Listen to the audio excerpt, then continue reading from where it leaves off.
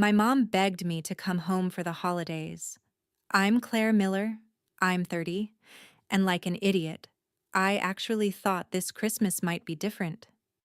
She called me in London at 3 in the morning, sobbing on FaceTime about how we never see you anymore and how the whole family needs you here. 10 hours on a cramped overnight flight, 2 layovers, a dead phone battery, and I still showed up on her doorstep in San Diego with a suitcase full of gifts for my brother's kids. I was exhausted, smelled like airplane coffee, and my back was killing me. I rang the bell, heart pounding a little, stupidly hoping she'd hug me like she used to when I was a kid. The door flew open. No hello. No, how was your flight? No hug. Just my mom staring at my suitcase and saying, like it was the most normal thing in the world, "You'll babysit your brother's kids. We're going on a family trip." My brother stepped into the doorway, sunglasses on, duffel bag over his shoulder, the kids hanging off his arms. He smirked and said, "Hey guys, don't wipe your snot on Aunt Claire. She's jet-lagged." They all laughed like I was the punchline to a joke. My parents, my brother, the kids, everybody cracking up while I stood there with airplane hair and a credit card bill full of tickets I'd paid for. I didn't yell. I didn't cry. I just felt something in me click off, like a switch. I smiled, set my suitcase down in the entryway, looked my mom right in the eye, and said one sentence. And that was the moment everything flipped. The laughing stopped, the color drained from their faces, and my mom kept whispering, "No, no, no way." By the time I was done, their dream vacation wasn't happening. Their house was on the line, and I was finally done being their free babysitter and personal bank. Stay with me until the end, and I'll tell you exactly how one ungrateful daughter ruined her family's perfect holiday and took her life back in the process. The funny thing is, the moment I said that one sentence, the whole room froze. But to really understand why, you have to know what those people at the door had been doing to me for years. My mom didn't just miss me when she called me in London. 2 weeks before that 3 a.m. FaceTime, she had already texted me screenshots of crazy expensive holiday prices, hinting that she and my dad could never afford a trip like that unless I helped a little, just this once. Just this once was how every single favor started. When my dad needed knee surgery, I wired money. When my brother Jason maxed out his credit cards on his big e-commerce idea, I helped him consolidate his debt. When the water heater broke and the mortgage was overdue, I sent money, and my mom posted photos the next week from a new brunch place downtown. I live in a tiny flat in London. I cook most of my meals at home. I walk to work in the rain, and somehow I was still paying for Uber Eats and streaming services in a house I didn't live in on a continent I didn't even live on anymore. The thing is, this time, before I booked my own ticket home, I paid attention. I saved every Zelle transfer, every PayPal receipt, every "thank you, honey, we'll pay you back when things calm down." I also noticed something else. An email from the bank with my name on a mortgage I did not remember signing up for, because a few years ago they had put me down as a co-borrower just to get a better rate, and I had been covering the shortfalls ever since. So while my mom was crying on FaceTime about how the kids miss you so much, Mia keeps asking when Aunt Claire is coming, I was sitting on my bed in London, staring at my banking app, realizing that the only time my family treated me like part of the group was when a bill was due. I almost said no. I almost told her to figure it out herself. But then a different thought hit me. If they were willing to drag me halfway across the world to use me as a free babysitter and walking credit card, I was finally willing to show them what it looks like when I stop playing along. I booked my flight, but I also booked a call with a financial advisor, downloaded 3 years of statements, and had a simple document drawn up on a legal template site. So standing in that doorway in San Diego, while Jason laughed and my mom announced my babysitting schedule like it was a done deal, I wasn't just the tired, jet-lagged daughter they were used to. I rolled my suitcase inside, let the kids jump around my legs, and followed them into the kitchen where their printed itinerary was laid out on the counter like a glossy promise. Resort photos, flight times, family package, in bold letters. My mom tapped the brochure and said, "See? This is why we needed you here, honey. The kids will stay with you. We'll finally have a real vacation. You always say we should take care of ourselves." I looked at the resort name, recognized the card number on the confirmation email open on her phone, and felt that same switch in my chest flip again. They thought I had come home to be their built-in nanny and bank. I had actually flown 10 hours to do something I should have done years ago. So I smiled, asked my mom to get everyone into the dining room. "So we can go over a few things before you leave," opened my laptop on the table, and pulled up the stack of digital receipts that would turn their family trip into the last time any of them saw me as a free resource. My dad sat at the head of the table like it was some kind of family meeting. My mom hovered by the counter clutching that printed itinerary, and Jason was scrolling his phone, half listening, Mia and Logan spinning in circles on the tile. I slid my laptop closer, turned the screen so they could all see, and said as calmly as I could, "Before you go anywhere, we need to talk about money." Jason groaned. "Claire? Seriously? Right now?" My dad muttered something about timing under his breath. My mom gave me that wounded look and said, "Honey, we've been under so much stress. Can we please not start a fight before we even leave?" I didn't raise my voice. I just clicked to the first folder on my screen labeled Miller Household and opened a spreadsheet.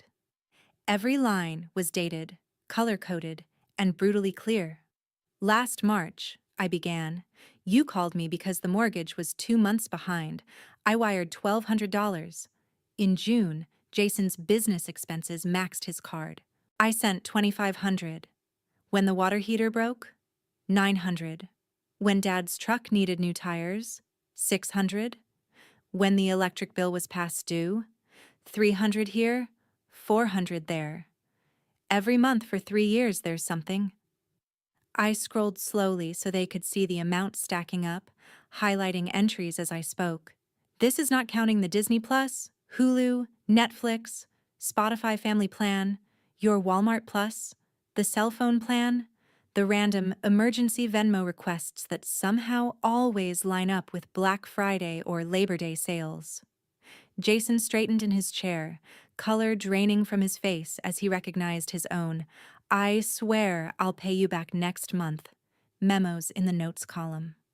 My mom's hand flew to her mouth when she saw her texts screenshotted next to deposits for gas money to visit Grandma, followed by photos of her at a new nail salon. My dad's jaw tightened when he saw the PayPal transfer labeled knee surgery copay, and then the receipt for a brand new flat screen that showed up the same week. "This isn't fair," my mom whispered. "You're making us look like bad people." I shook my head. "I'm not making you look like anything. I'm just showing you what actually happened." Then I scrolled to the bottom, to the row in bold. The total number sat there, big and undeniable. "In the last 36 months, I said quietly, I have sent this house just over $60,000. The room went dead silent. Jason blinked hard. My dad stared at the wall. My mom kept whispering, "No, that can't be right. That can't be right." Like if she said it enough, the math would change. I reached into my bag and pulled out a thin stack of printed pages, slid them onto the table next to the itinerary for their dream resort. "This," I said, "is a simple agreement. It's not a lawsuit. It's not me taking you to court. It's just a record that all of you acknowledge you owe me this money and will start paying it back. Even if it's slowly. $50 a month? 100. Whatever." I had it drafted using a legal template. My advisor looked it over. "All it says is that this," I tapped the 60,000 on the screen, "was not a gift." My dad finally snapped out of his shock. "We are family," he barked. "You don't put family in debt like that." "What? Are you going to sue your own parents?" I met his eyes. Family doesn't hide a mortgage in their daughter's name and call her when the payment's late. Family doesn't spend her money on vacations and brunch, and then tell everyone she abandoned them. My mom flinched like I'd slapped her. Jason grabbed the pages, skimmed the first paragraph, and his voice cracked. This is insane. I can't pay this back.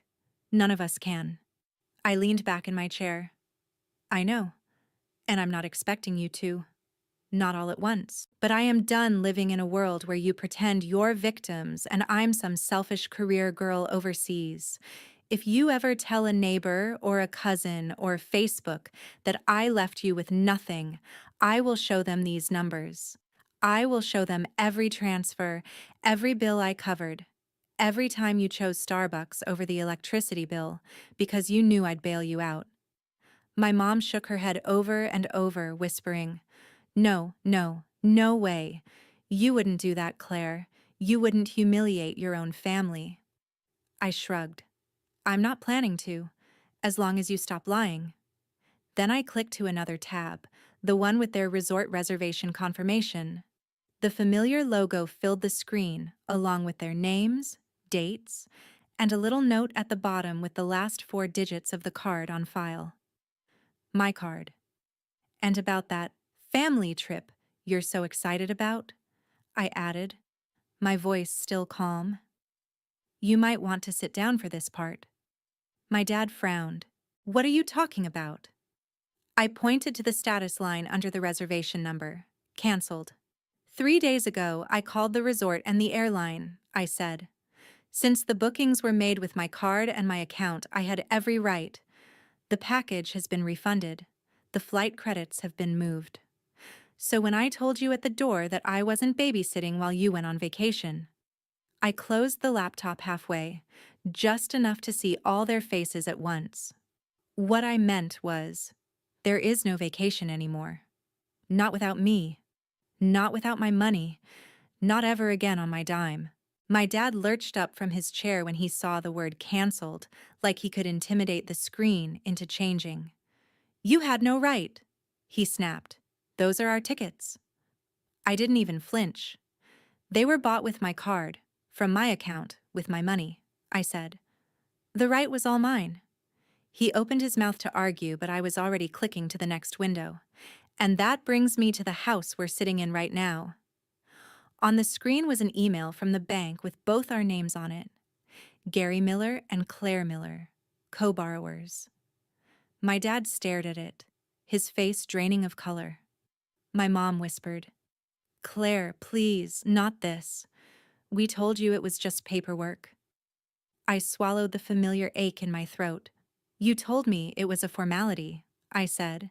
You told me it wouldn't affect me, but I've been the one covering short payments on this mortgage for years. Every time you forgot a bill, it hit my credit too.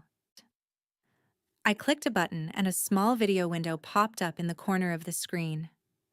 My financial advisor's face appeared, framed by a home office in London. We had spoken before I ever got on the plane. Hi, Claire, she said. Is now still a good time? I turned the laptop slightly so my parents could see. Perfect, I said. You remember my family situation. My dad hissed. Who is this? I answered without looking at him. This is the person who helped me understand exactly what being a co-borrower on your mortgage means, and what my options are now that I'm done bailing you out. The advisor introduced herself politely, then got straight to the point. In calm, measured language, she explained that as a co-borrower, my credit was tied to this house, that missed payments and constant shortfalls were hurting me, and that I had the right to go to the bank and request to be removed from the loan. In practice, she continued, that means the lender would require the remaining borrower or borrowers to qualify on their own. They might have to refinance, or in some cases, if they cannot meet the requirements, the property may need to be sold to satisfy the debt. My mom shook her head. You can't do that, she said, her voice trembling. We can't afford to move. We can't afford a higher payment. The advisor's voice stayed gentle. That is between you and the lender, ma'am. What I can say is Claire is not obligated to keep her name on a loan that she is not truly benefiting from, especially when she is the one making up the difference. I thanked her and ended the call, my heart pounding so hard I could feel it in my teeth. The room felt smaller, like the walls were inching inward. My dad rounded on me. You're going to make your own parents homeless over some numbers on a screen? I looked him straight in the eye. No, I am going to stop letting you gamble with my future while you act like I owe you my entire life. If you can afford resorts and plane tickets when you think I'll be here to babysit, you can afford to sit down with a bank and figure out how to pay for your own house. I reached into my bag again and pulled out a folded letter. This is my formal notice that I'll be stopping all automatic payments related to this property, I said. The bank will contact you directly from now on. I'm also closing the joint checking account Mom convinced me to open, just in case there's an emergency. I air quoted the words without meaning to. My mom made a choked sound. But that's where the grocery money comes from, she said. That's where we pay utilities. How are we supposed to manage all this?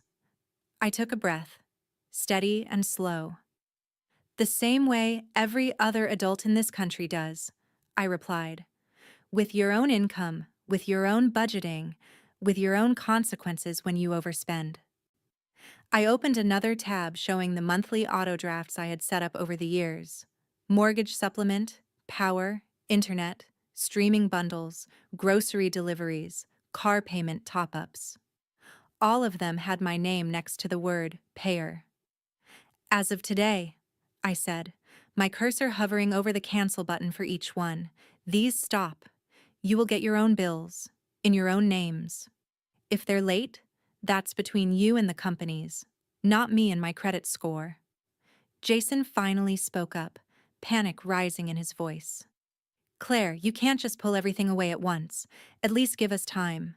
I'm looking into more hours. I'll sign up for more delivery shifts, I swear. Just don't screw us like this. I turned to him.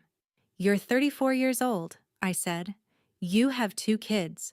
You should have been doing that years ago without me dangling in the background as a safety net. He stared at the table, jaw clenched. For a second I almost softened. Almost slipped back into the role they had written for me. The fixer. The quiet helper. The girl who would cry in the shower and then open her banking app and make it all go away. But then I remembered the way they had laughed at the door, the way my mom had said, "You'll babysit," like it was a line item on their to-do list, and that softer part of me shut right back down. I hit cancel on the auto-pays, one by one. Confirmation emails pinged my phone. My mom's breathing got faster. My dad sank back into his chair, staring at nothing. "This is cruel," he muttered. "You're punishing us." I shook my head. "No. I'm finally stepping out of a role you all wrote without asking me, and I'm giving you the chance to be honest about what you can actually afford without hiding behind my bank account." I closed the laptop and stood up, my legs shaky but steady enough. "After this," I said, "if you decide to tell anyone that I abandoned you, just remember I have every receipt, every bill, every transfer. I'm done being the villain in the story you tell other people to make yourselves feel better." I picked up my suitcase and added quietly, "You wanted a real vacation. Maybe this is it. A vacation from pretending I'm your built-in solution to every bad decision. Let's see how you handle life without that." My dad finally snapped when he saw me rolling my suitcase toward the hallway. He jumped up so fast his chair scraped the tile. "If you're walking out after this little show, don't bother coming back," he barked. "You're not welcome in this house if you're going to hold money over our heads." My mom reached for my arm. "Gary, stop. She just needs to calm down. We can talk about this," she said, but she didn't actually move to stand between us. Jason stared at the floor, silent. I paused in the doorway, hand on the handle, every muscle in my body shaking. A part of me wanted to drop everything, apologize, say I'd figure something out like I always did. Instead, I straightened up and said, "You're the one who decided my value here was measured in what I pay for. If I'm not welcome without my credit card, then I was never really welcome at all." My dad jabbed a finger toward the door. "Get out," he said, "and don't come crying to us when London chews you up and spits you out." I almost laughed at that. London wasn't the city that had been eating me alive. This kitchen was. I stepped outside, the California sun hitting my face, and pulled the door shut behind me. No one followed. No one called my name. The only sound was Mia and Logan arguing about a cartoon from the living room, blissfully unaware that their vacation had just evaporated. I ordered an Uber and dragged my suitcase to the curb, feeling more homeless than I actually was. The driver loaded my bag into the trunk and asked, "Where to?" I took a breath and gave him the address I had never given my parents. A high-rise in downtown San Diego, 15 minutes from their quiet little street, but a completely different world. 6 months before, after one too many midnight money transfers and guilt trips, I had used my savings and my steady UX salary to put a down payment on a tiny one-bedroom condo. I told my family I was just thinking about coming back to the States someday, but I had already signed the papers. The plan was to move in slowly, quietly, once I figured out how to disentangle myself from their finances without blowing everything up. Tonight proved there was no gentle way to do it. When the Uber pulled up in front of the glass building, it felt surreal. I swiped my key fob, wheeled my suitcase through the lobby I'd only seen twice, and rode the elevator up to the 8th floor. The condo smelled like fresh paint and new carpet, not like anyone's cooking or stress or desperation. Just empty. Mine. I dropped my suitcase in the middle of the living room and stood by the window, looking out over the city lights. For the first time in years, my phone wasn't buzzing with, "Can you send something until Friday?" Or, "The card got declined, can you fix it?" I opened my banking app and went through the last few things I still paid for that weren't in my name. The family Disney Plus? Canceled. The Hulu bundle? Canceled. The Spotify family account, the shared cloud storage, the random Apple charges for games the kids downloaded. Canceled, canceled, canceled. Each confirmation email felt like cutting a string that had been wrapped around my ribs for a decade. I brewed myself a cup of cheap grocery store coffee in my brand new, barely stocked kitchen and sat cross-legged on the floor because I didn't even have a couch yet. In the quiet, without my mom's constant sighing or my dad's TV blaring, the doubts rushed in. What if I'd gone too far? What if they really couldn't keep the lights on without me? What if I had just turned into the selfish, ungrateful daughter my dad always warned me not to be?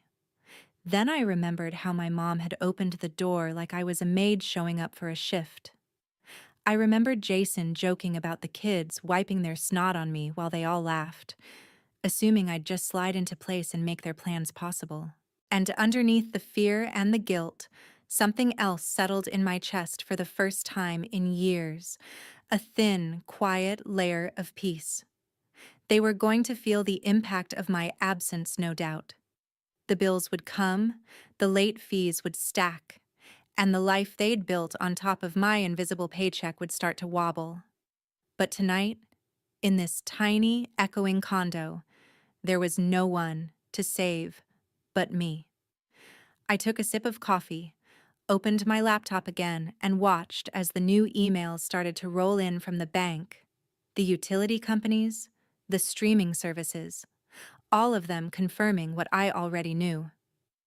For the first time, my family was on their own.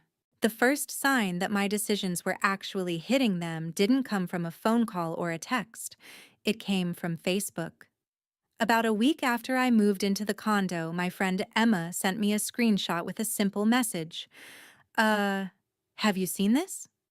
It was my dad's profile, his name right there above a long, dramatic status about how some kids forget who raised them the second they get a fancy job overseas, and how he and my mom were left with nothing right before Christmas.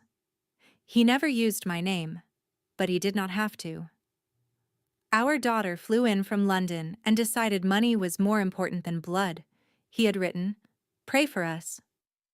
Underneath were comments from people who had known me since I was in braces. "So sorry, Gary, that is awful. Kids these days do not understand family. You gave her everything and this is how she repays you?" One woman added, "If she will not help, maybe set up a GoFundMe, we will share it." My stomach twisted like I had swallowed ice. He was doing exactly what I had warned him not to do, turning himself into the helpless victim and me into the cold-hearted villain, rewriting the entire story for an audience that had no idea how many times I had paid their bills in silence. For a minute, I paced my tiny living room, phone in my hand, fingers hovering over the call button. I almost drove back to that house, almost begged him to take it down, almost offered to reinstate one of the payments just to make the humiliation stop. The old version of me, the one trained to fix everything, was clawing at the inside of my chest. Then I pictured the spreadsheet on my laptop. I pictured the email tying my name to their mortgage, the stacks of transfers, the way my mom had looked past my face and straight at my suitcase when she opened the door, like I was a delivery driver dropping off a package. That image snapped me back. Instead of calling my dad, I opened my email and pulled up the thread with my financial advisor. I told her about the post, about how my family had been using my money for years while claiming they were barely getting by, and I asked one simple question. Was there anything else I needed to do to protect myself now that I had cut them off? She responded with a calm, detailed reply about documenting everything, saving copies of every transfer and bill, and making sure the bank and any relevant agencies had the full picture of who had actually been paying what. She mentioned that in situations like mine, where one person is unofficially propping up a household that is also receiving certain benefits or claiming hardship, it can be appropriate to ask for things to be reviewed, just to make sure everything is above board. I did not need a step-by-step manual. I just needed to know I was not crazy for thinking something was off. Over the next few weeks, while my dad kept posting vague complaints about ungrateful kids and this generation, envelopes started showing up at the house on their quiet cul-de-sac. I did not see them myself, but my mom's frantic texts told me enough. "Did you talk to the bank?" She wrote one morning. "We got a letter about reassessing the loan. They want updated information." Another day, early on a Monday, came a barrage of messages. "There is something from the IRS. I am freaking out. I thought you said everything was fine. Why are they asking questions?" I had never said everything was fine. I had said I was done smoothing things over in the dark. The bank wanted updated documents for the mortgage. The utility companies wanted full payment instead of the partial ones I had been slipping in at the last second, like some invisible janitor cleaning up a mess no one else acknowledged. The comfortable fog they had been living in was thinning, and there was nothing left to hide behind except the reality of what they could actually afford. Jason finally texted asking to meet at a coffee shop near my building. When he walked in, he looked smaller without the sarcasm to puff him up. Dark circles under his eyes, stubble he had clearly not had time to shave, a delivery bag slung over his shoulder. He dropped into the chair across from me and got straight to it. "Dad needs to shut up online," he said, rubbing his face. "Those posts are making everything worse. He is embarrassing himself. And Mom, and honestly me too.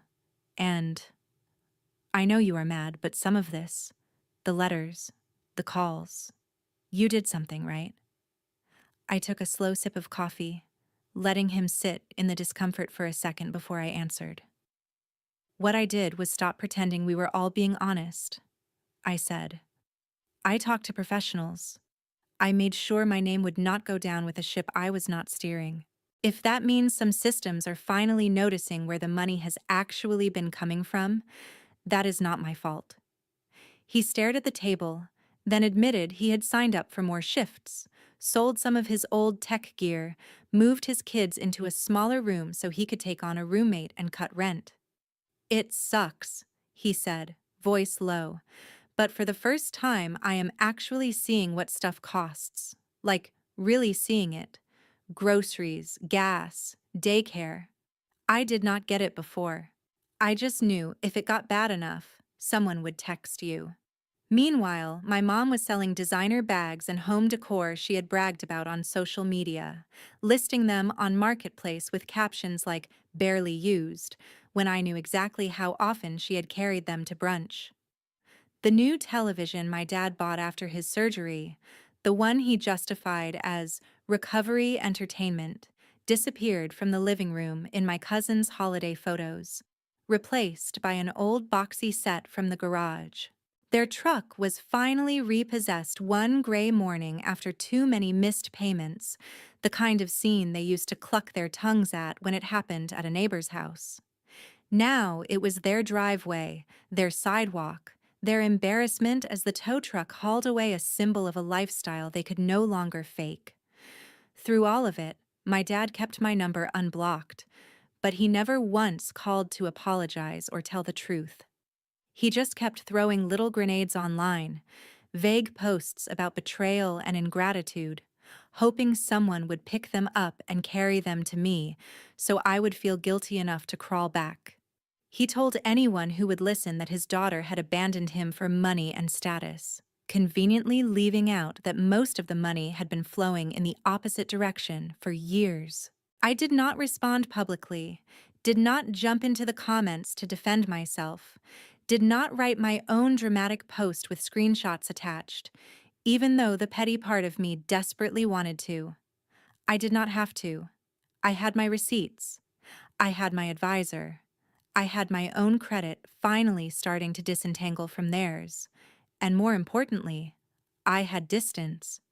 Every time I saw someone share his story about the cold daughter in London, or heard through the grapevine that he was holding court at the bar about what a disappointment I was, all I could think was that if they knew the real math, if they saw even one page of that spreadsheet, they would not be asking why I walked away. They would be asking how I managed to stay as long as I did. By the time Christmas rolled around again, the Miller house had turned into a different universe, and so had mine. I found out the pieces in strange little ways. A tagged photo of my mom at a discount store instead of her usual boutique. A grainy picture of Jason's kids in a small apartment instead of my parents' backyard. Comments from mutual friends asking if everything was okay. I didn't reach out. I focused on my job in San Diego, on building my portfolio, on decorating my condo one paycheck at a time. I bought a secondhand couch, a fake tree for the corner, and strung up cheap fairy lights that made the place look warmer than it had any right to feel. Then, one rainy Tuesday in December, someone knocked on my door. When I checked the peephole, my stomach dropped. It was my mom.